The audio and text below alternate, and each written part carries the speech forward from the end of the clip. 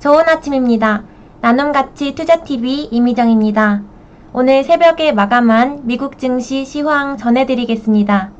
미국 뉴욕 증시의 주요 지수는 경기 침체를 둘러싼 우려가 이어지는 가운데 국채금리와 유가가 급락하며 일제히 상승 마감했는데요.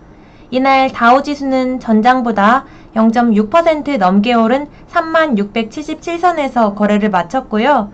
S&P 500 지수는 0.9% 넘게 올랐으며 기술주 중심의 나스닥 지수도 1% 넘게 급등한 11,232선에서 장을 마감했습니다.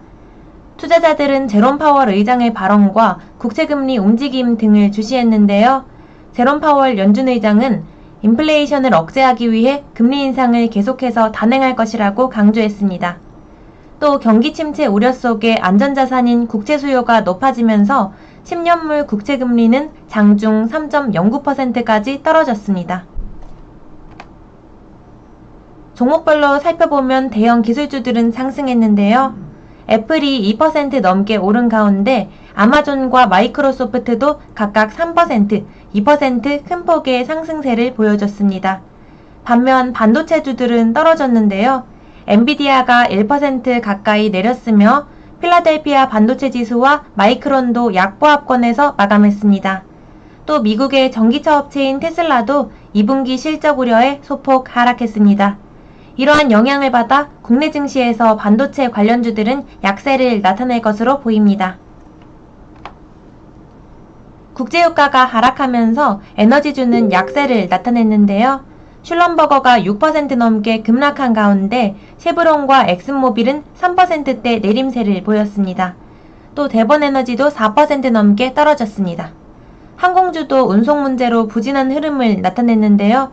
유나이티드 항공은 2% 넘게 밀렸으며 아메리칸 항공도 1% 가까이 떨어졌습니다. 또 페덱스는 시장 예상치에 부합한 실적을 발표하면서 시간을 거래해서 상승 중입니다. 경기 침체 우려 속에 국제유가는 지난 5월 이후 최저치를 경신했는데요. 8월물 WTI는 전 거래일보다 2% 가까이 하락한 배럴당 104달러 선에서 거래를 마쳤습니다.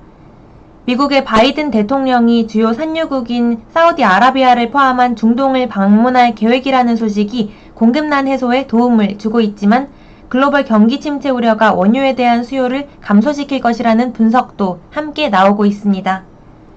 국제유가가 하락한 영향으로 오늘 국내 증시에서 유틸리티 관련주들은 약세를 나타낼 것으로 보입니다. 달러화가 강세를 보이면서 대표 안전자산인 금 가격은 하락했는데요. 8월물 금선물 가격은 전장보다 0.8% 넘게 내린 1824달러 선에서 거래를 마쳤습니다. 세계 경기 침체 우려가 금 가격의 하방 압력으로 작용한 모습입니다. 미국의 달러화가 강세를 보이면서 주요 6개 통화 대비 달러 가치를 보여주는 달러인덱스는 전장보다 0.17% 오른 104.16을 기록했습니다. 지금까지 아침 시황 전해드렸고요. 오늘 하루도 화이팅하길 바라면서 여기서 마치도록 하겠습니다. 시청해주셔서 고맙습니다.